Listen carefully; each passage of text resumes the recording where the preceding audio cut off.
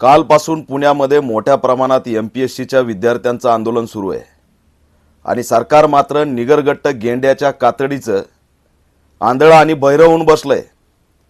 त्यांना या विद्यार्थ्यांचा आक्रोश दिसत नाही। संपूर्ण आयुष्य त्यांनी अर्ध आयुष्य त्यांनी अभ्यासात घातलं। सरकारची उदासीनता 2-2 वर्ष निकाल लावायचे नाही, 7-7 महिने जागा काढायच्या नाहीत आणि उलट विद्यार्थ्यांनाच त्या ठिकाणी टार्गेट करायचं। राज्याचे मुख्यमंत्री देवेंद्र फडणवीस यांनी वारंवार विद्यार्थ्यांना आश्वासन दिलं होतं, ते का पाळलं नाही? आणि आता उद्या एमपीएससीची परीक्षा घेत आहे। विद्यार्थ्यांचं आयुष्य उद्ध्वस्त करून या परीक्षेला काही अर्थ राहणार आहे का? तुम्ही जर त्यांना आश्वासन दिलं होतं तर ते पूर्ण का केलं नाही? आज विद्यार्थी तीव्र स्वरूपाचं आंदोलन करून सरकारचा एकही प्रतिनिधी त्यांच्याशी बोलत नाही। काय होणार आहे विद्यार्थ्यांचं आयुष्य उद्ध्वस्त करून? मुख्यमंत्री देवेंद्र फडणवीस यांना याचे परिणाम भोगावे लागतील। विद्यार्थ्यांच्या जीविताशी खेळणं योग्य नाही। आचारसंहिताचं नाटक सांगताय की आचारसंहिता असल्यामुळे आम्ही जीआर काढू शकत नाही। मग आचारसंहिताच्या असताना, निवडणूक असताना लाडली बहीणच्या खात्यात पैसे टाकून मतासाठी तुम्ही ही आचारसंहिता त्या ठिकाणी आदर्श आचारसंहिताचं उल्लंघन करता, ते जमतं? बिहारमध्ये लाडली बहीण योजना आचारसंहितेमध्ये घोषित केली, ते जमतं? आता महाराष्ट्रात सुद्धा हप्ता पडन, ते जमतं?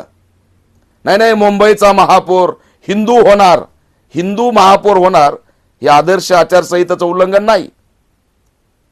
तुम्हाला महापौर बसवायचा आहे धर्माचा, आचारसंहितेचं उल्लंघन करून संविधानिक पदावरती बसलेले असताना मुख्यमंत्री म्हणून, आणि विद्यार्थी तडफडतायत माशासारखे, तरी सुद्धा जाग आहे ना।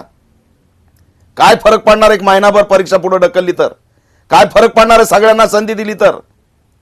सर्व घटक आहेत त्याच्यात, दलित आहेत, बहुजन आहेत, आदिवासी आहेत, सगळ्या घटकांचं याच्यात नुकसान होतंय। तात्काळ राज्य सरकारने दखल घ्यावी, उद्याची परीक्षा रद्द करावी आणि या विद्यार्थ्यांना एक संधी द्यावी। विद्यार्थ्यांसाठी या ठिकाणी जर तुम्ही उदासीनता दाखवत असाल तर याद राखा, ही निवडणूक तुम्हाला महागात पडेल। आणि उद्विग्न अवस्थेत आहेत, आयुष्य त्यांचं पणाला लागलेलं आहे, मरणाच्या उंबरठ्यावरती आहेत, आणि यातल्या एकाही विद्यार्थ्याच्या जर केसाला टच लागलं, एकाही विद्यार्थ्यांनी जीवाचं काही केलं तर तो मनुष्यवध असेल देवेंद्र फडणवीसजी।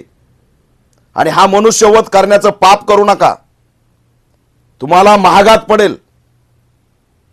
या एमपीएससीच्या विद्यार्थ्यांची मागणी तात्काळ मान्य करा। उद्याची परीक्षा थांबून त्यांना 1 महिन्याचा कालावधी त्या ठिकाणी वाढून द्या आणि सगळ्यांना संधी द्या, हाच खरा न्याय आहे। आचारसंहितेचं ढोंग सांगू नका। काय आचारसंहितेचं पालन तुम्ही करताय आम्हाला माहित आहे। त्याच्यामुळे या सरकारचा आम्ही निषेध करतो आणि एमपीएससी विद्यार्थीच्या पाठीशी ऑल इंडिया पॅंथर सेना ठामपणे उभा आहे। जर राज्य सरकारने त्यांच्या मागण्या मान्य केल्या नाहीत, त्यांना जर वेठीस धरलं, तर या निवडणुकीमध्ये याचे परिणाम त्यांना भोगावे लागतील, हा इशारा सुद्धा देतोय।